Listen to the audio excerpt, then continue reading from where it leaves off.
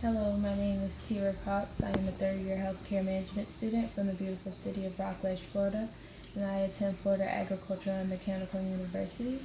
And today I'll be discussing Chapter 6 in Statistics, and I'm going to be working on combination rule. And let's read the problem.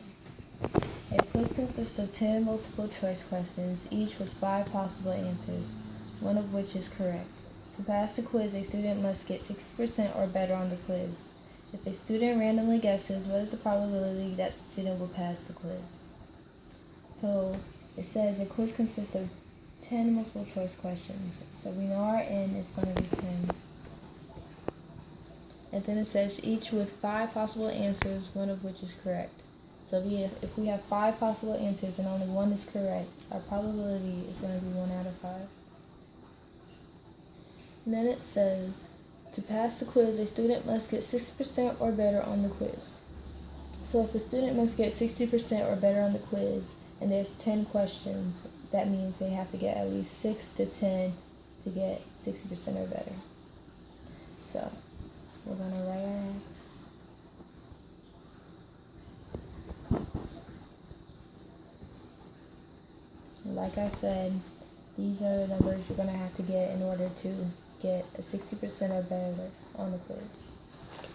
Okay, so because there's no specific order, we're going to use our combination rule, which is C, and then P, 1 minus P. Okay, so now that we know our numbers, we're just going to start plugging in for the formula.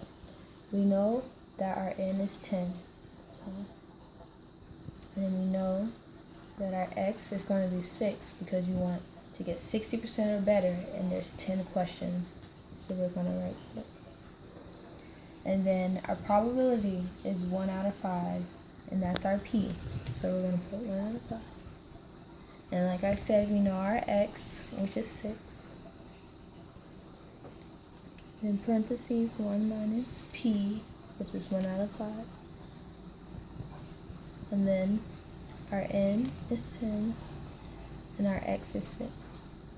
Okay, so first we're going to start by figuring this out. I'm going to do a little fraction bar. Okay, so this is what we do. We do 10.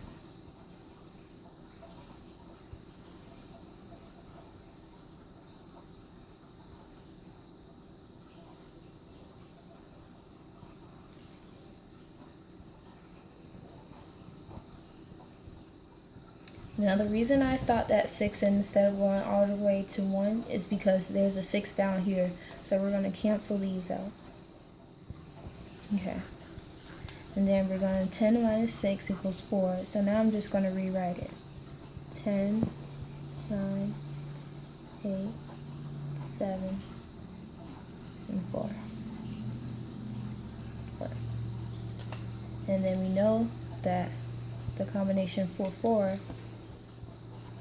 is going to be 4, 3, 2, 1. Okay.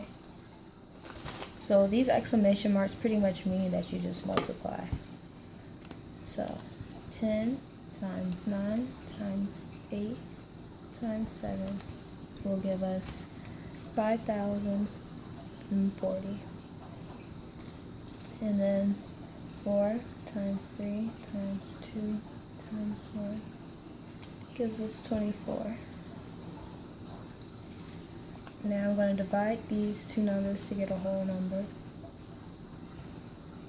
And that gives me 210. Okay, so now we're going to bring the 210 down here. And now it's 1 out of 5. And then 1 minus 5. 10 minus 6. Okay, so now we're just going to do this. We're going to start off by doing 1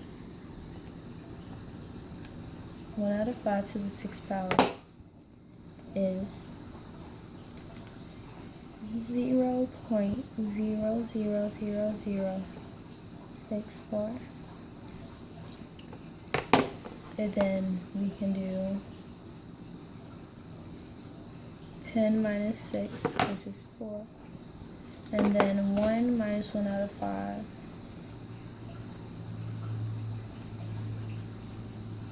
will give us 4 out of 5. And 4 out of 5 to the 4th power will give us 0.4096. Then we're going to bring these two numbers down as well.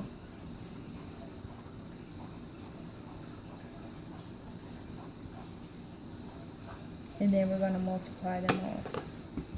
So 210 times 0.000064 times 0.4096. That gives us 0.0055505024. And depending on whether the problem asks you to round or not, I'm just going to decide to round to the thousands place. So that means,